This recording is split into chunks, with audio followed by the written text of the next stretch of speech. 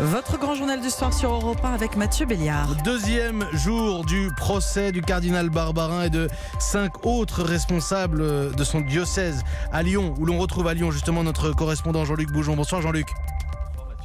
Cet après-midi, le procès du silence de l'Église, on en a beaucoup parlé hier. Cet après-midi, ce sont les victimes justement qui ont pris la parole, avec notamment un dialogue direct entre l'une d'entre elles et le cardinal Barbarin.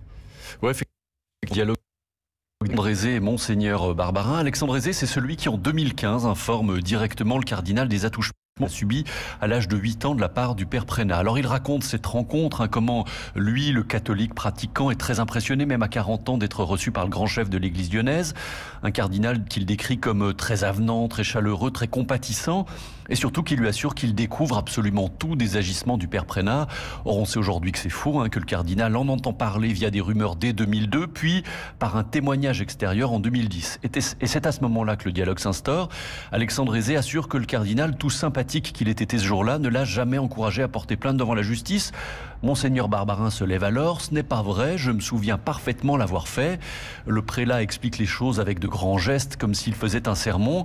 Je lui ai dit, il faut que vous trouviez d'autres victimes pour qui les faits ne sont pas prescrits, et je vous accompagnerai en cela.